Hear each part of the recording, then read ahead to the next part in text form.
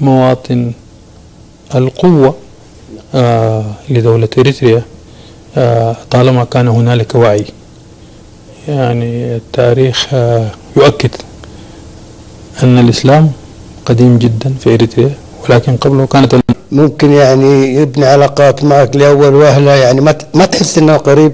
الحاجة اللي لفتت انتباهي هنا النسيج الاجتماعي المتكامل في أريتريا، ما فيش فرق بين مسلم ومسيحي، تلاقي المسجد جنب الكنيسة، فهذا يدل وهذا يعد يعني يوريك أنه البلد هذه سبحان الله يعني فيها نسيج متكامل، يعني ما تلاقي في اختلافات طوائف أو يعني خلافات بين الأديان يعني كلهم. هذا شيء يفاخر به الإنسان، لأنه بغض النظر عن النسب المعلنة من الحكومة أو من التقديرات الغربية عن عدد المسيحيين أو عدد المسلمين في إريتريا، هذا السؤال أنا بجد أنه هو أصلا غير مطروح على الساحة الإريترية. يعني لا أحد يسأل جاره أنت مسيحي ولا أنت مسلم، زي مصر تماما. الأسر متداخلة مع بعضها، مفيش لبس مميز للمسيحي عن المسلم زي مصر تماما. بنسكن في نفس المناطق سويا ومتداخلين في المدارس، فمفيش الانفصال، في اندماج في المجتمع. ويبدو ان التحديات اللي بتفرض على المجتمعات في فترات الكفاح من اجل الاستقلال والثورات بتعمل حالة اندماج ما بين عناصر الامة، وهذا حدث في مصر في ايام مكافحة الاحتلال الانجليزي في ثورة 19 وما بعدها، وهو حدث ايضا في فترات الكفاح المسلح من اجل الاستقلال في إريتريا. عشان كده انا زي ما قلت لحضرتك يعني عناصر التشابه بين مصر وإريتريا كثيرة جدا، وحتى بالنسبة للتسامح الديني اللي انا لمسته وانا يعني شاهد عليه في هذا البلد الشقيق، حتى في اوقات العزاء والافراح، لان انا بحب اشارك الاخوان الاريتريين في يعني مناسباتهم، بجد انه في حاله من حالات الاندماج، وانه الاخوه المسيحيين يهنئون اخواتهم المسلمين والعكس صحيح، وفي حاله العزاء ايضا يقدمون العزاء والعكس صحيح. فالحقيقه انا واحد من شهود العيان على هذا التسامح وعلى الروح المحبه والموده بين عنصري الامه هنا.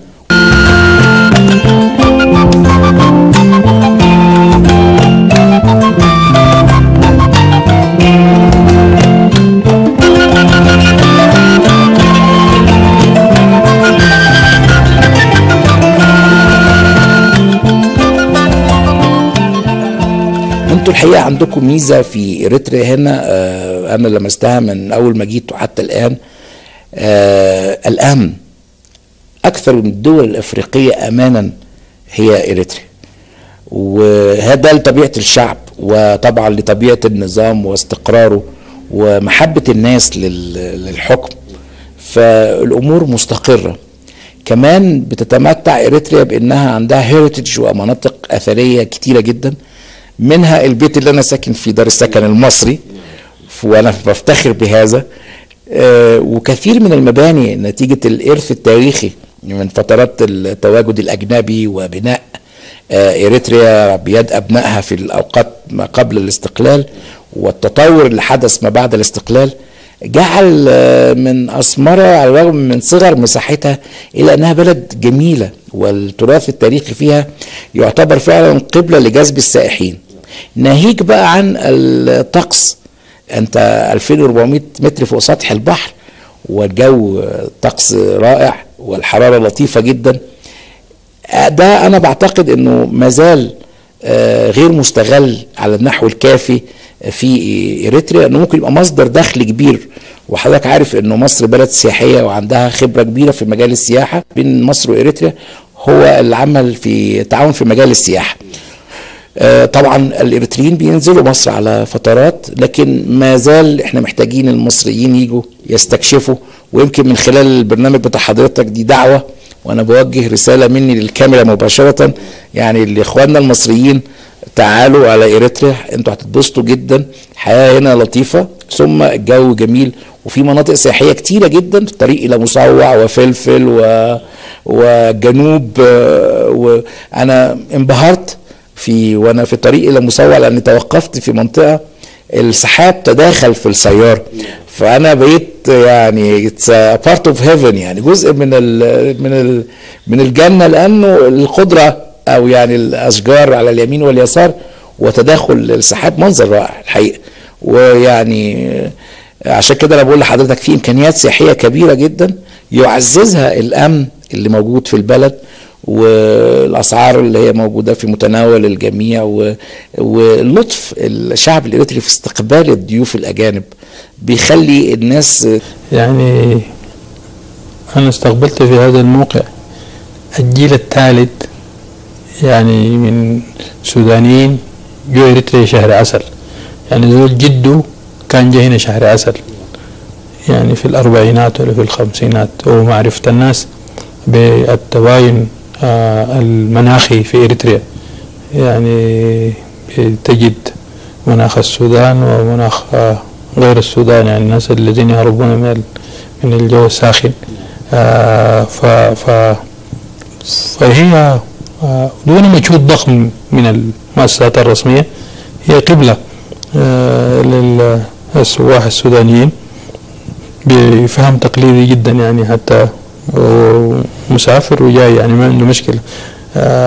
والدولة هسي أو الدولتين بيجتهدوا في إنه حتى ما يكون في حاجز، يعني غير قصة التأشيرة وغيره، حتى العملة أنا ما أعرف الحكاية دي بتبقى كيف بوضع الرسمي، لكن ما بتحتاج لوسيط، لعملة وسيطة، يعني ما بتغلبك حيلة لو جيت بالجنيه السوداني، وما بتغلبك حيلة لو مشيت كسلة وبالنخفة. واحدة من التحديات بالنسبة للمؤسسات الرسمية في إنه يجدوا صيغة تنظيمية تتيح لهم إنه التسهيل، وحتى لا تمنع، حتى تمنع يعني ثغرات أو تكفل ثغرات لاستغلال غير مرشد، لكن البيئة تساعد إحساس الشخص، يعني حتى حيز اللغة، حتى الذين لا يتحدثون اللغة العربية بطلاقة ما يكون عندك مشكلة بتاع التواصل، يعني بتفهم يفهموك، ما في مشكلة.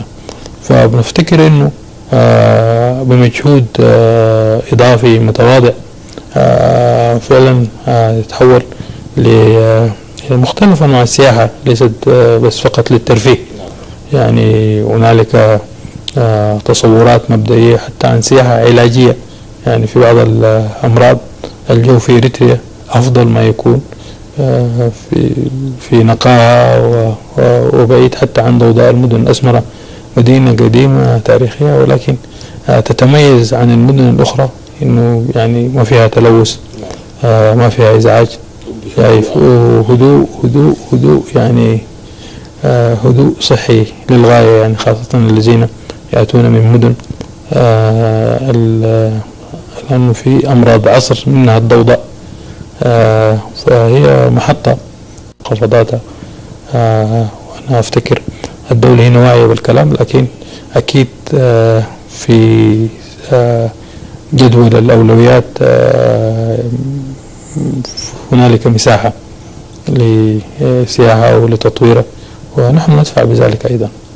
والله شوف، من العوامل اللي ممكن تشجع على جذب السياح للمنطقة لإريتريا وأسمرة بالذات هو القرب المسافة، يعني المسافة قريبة بين المملكة ودول الخليج وإريتريا. احنا نشوف معظم السياح يروحوا يقطعوا مسافات كبيرة لأوروبا بحثا عن الجو الطيب والمعتدل في الصيف، لكن هنا يمكن الرحلة ما تستغرق ولا 50 دقيقة، وفيها الجو على طول العام.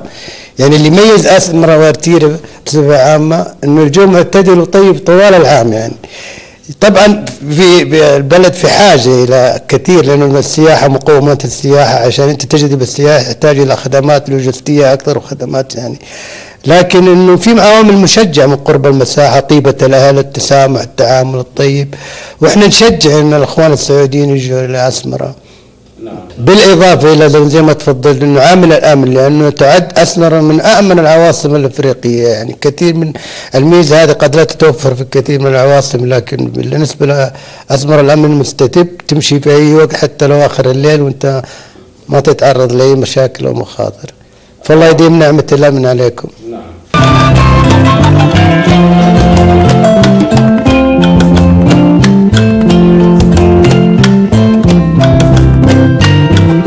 الصورة التقليدية في عالم اليوم أن التنمية يصنعها الآخر وليس المواطن. فتجربة إريتريا أنك أن تجتهد في أن تصنع تنمية بمواردك الذاتية وبمقدرات شعبك دون أن تتيح فرصة لابتزاز ودون أن تتيح فرصة للتدخل في قرارك الوطني. وأعتقد أنه لولا يعني الأحداث المؤسفة والحرب المؤسفة التي عطلت إريتريا كثيرا فإن الحال كان سيكون غير هذا الحال. ولكن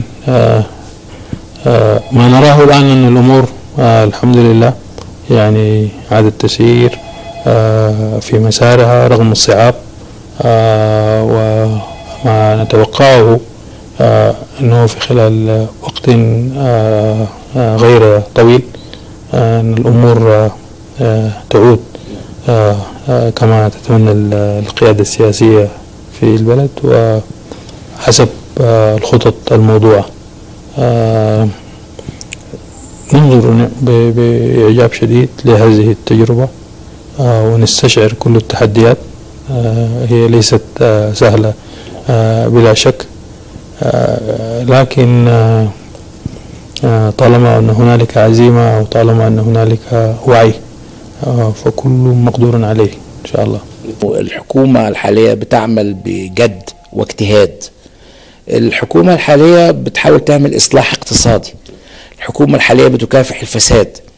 وبمناسبة خليني أقول للسادة المشاهدين، لأنه أنا يعني شاهد محايد على أن إريتريا أقل دول إفريقيا وتصل إلى مرتبة واحدة من أقل دول العالم فسادا على المستوى الحكومي. الحكوميين احنا بنراهم بيركبوا سيارات متواضعة، بيسكنوا في بيوت تشبه البيوت معظم الشعب الإريتري، يدهم نظيفة، بيعملوا بجد لفترات طويلة، ممكن يبدأ من 5-6 صباحا. بعض الوزراء أنا بندهش لما بيبقوا موجودين في مكاتبهم من 6 صباحا وبيستمروا ل9 مساء. فعملية الإصلاح النقدي بالنسبة للعملة الجديدة ومراقبتها أيضا موضوع في منتهى الصعوبة. يعني إنك تعمل إصلاح اقتصادي وارد، لكن ان انت تفضل تتابع عملية العملة وتعمل لها فاين تيونينج كل فترة عشان ما تخليش المواطن البسيط يتأثر بهذا الإصلاح، وأيضا تتابع الأسعار وتحاول تضبطها وتراقبها. الحقيقة ده مجهود خرافي.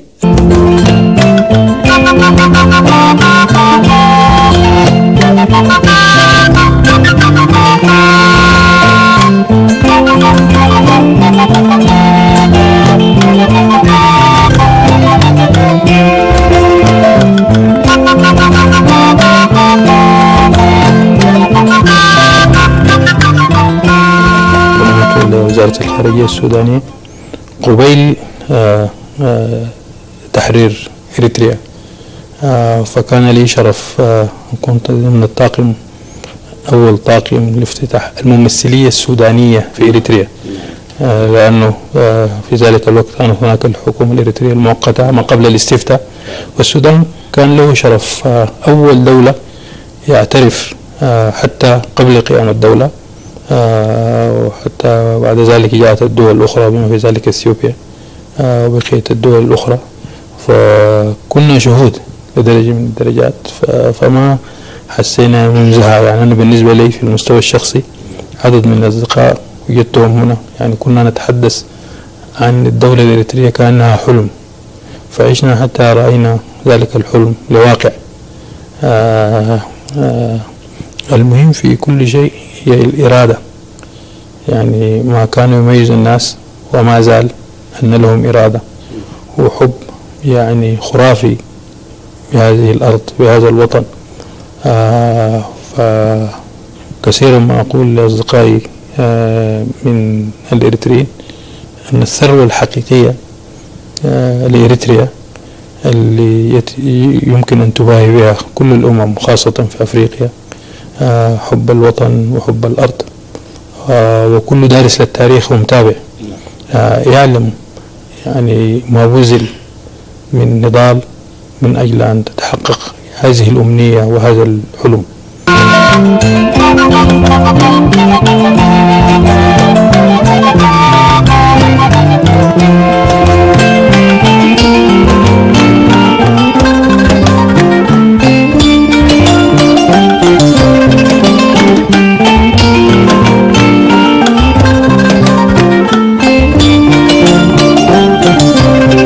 قلت لك أنا بالنسبة لي دي مناسبة حتى في المستوى الشخصي مناسبة خاصة جدا، يعني أن أشهد يعني أكون حي لغاية ما أشهد المناسبة، ويتصادف إنه أمثل الدولة السودانية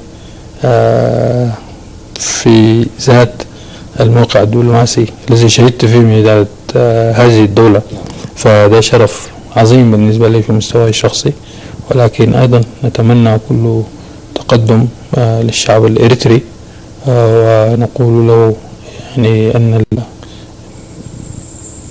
ليست ببعيدة وقادمة، ويعني أن الشعب السوداني الذي يعرف يعني مع الشعب الإريتري قلبا وقالبا بإمكانياتنا البسيطة الموجودة، ونعلم أننا يعني التحديات الخارجية مثل التي على إريتريا على السودان مع الاختلاف، يعني إريتريا كلها موارد. يعني إريتريا في أواسط القرن الماضي يعني كانت هي جوهرة هذا الإقليم، يعني هي المنطقة الصناعية الأولى، كل الصناعات موجودة يعني، وحتى الآن الشواهد موجودة يعني إن لم تكن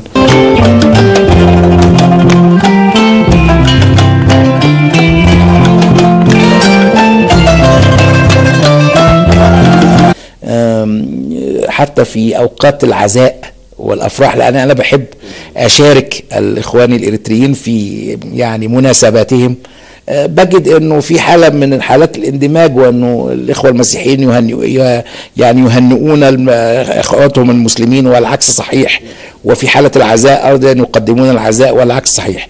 فالحقيقة أنا واحد من شهود العيان على هذا التسامح وعلى الروح المحبة والمودة بين عنصري الأمة هنا.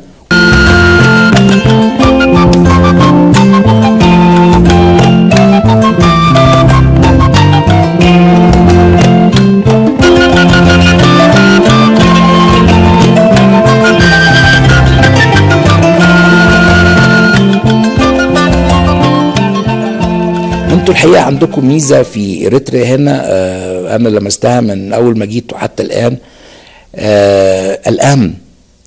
أكثر من الدول الأفريقية أمانا هي إريتريا، وهذا لطبيعة الشعب، وطبعا لطبيعة النظام واستقراره ومحبة الناس للحكم، فالأمور مستقرة.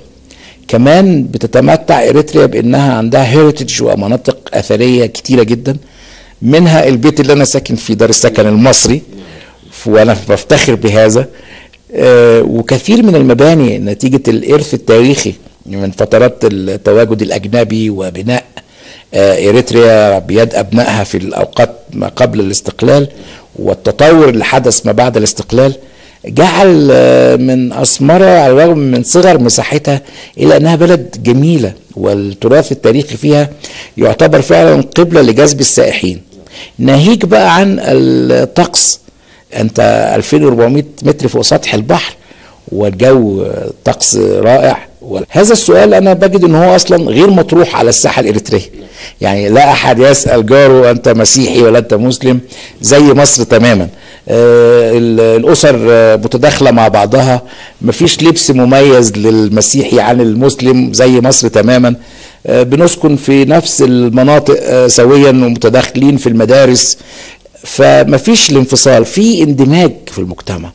ويبدو ان التحديات اللي بتفرض على المجتمعات في فترات الكفاح من اجل الاستقلال والثورات بتعمل حالة اندماج ما بين عناصر الامة، وهذا حدث في مصر في ايام مكافحة الاحتلال الانجليزي في ثورة 19 وما بعدها، وهو حدث ايضا في فترات الكفاح المسلح من اجل الاستقلال في إريتريا.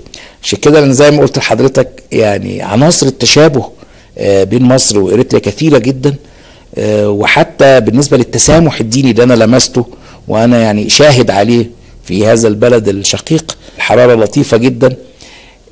ده أنا بعتقد أنه مازال غير مستغل على النحو الكافي في إريتريا، أنه ممكن يبقى مصدر دخل كبير.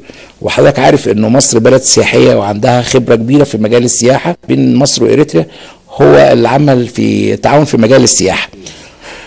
طبعا الإريتريين بينزلوا مصر على فترات، لكن ما زال احنا محتاجين المصريين يجوا يستكشفوا.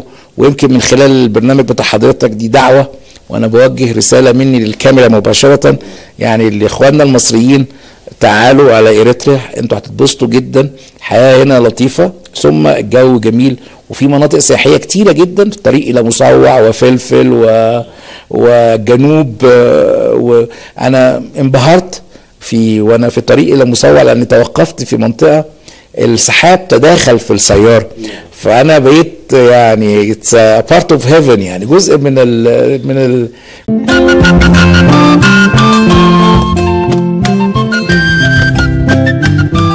مواطن القوة لدولة إريتريا طالما كان هنالك وعي. يعني التاريخ يؤكد أن الإسلام قديم جدا في إريتريا، ولكن قبله كانت ممكن يعني يبني علاقات معك لأول وهلة، يعني ما تحس انه قريب. الحاجة اللي لفتت انتباهي هنا النسيج الاجتماعي المتكامل في ارتيريا، ما فيش فرق بين مسلم ومسيحي، تلاقي المسجد جنب الكنيسة، فهذا يدل وهذا يعد يعني يوريك انه البلد هذه سبحان الله يعني فيها نسيج متكامل، يعني ما تلاقي في اختلافات طوائف او يعني خلافات بين الاديان يعني كلهم. هذا شيء يفاخر به الانسان، لأنه بغض النظر عن النسب المعلنة من الحكومة أو من التقديرات الغربية عن عدد المسيحيين أو عدد المسلمين في إريتريا،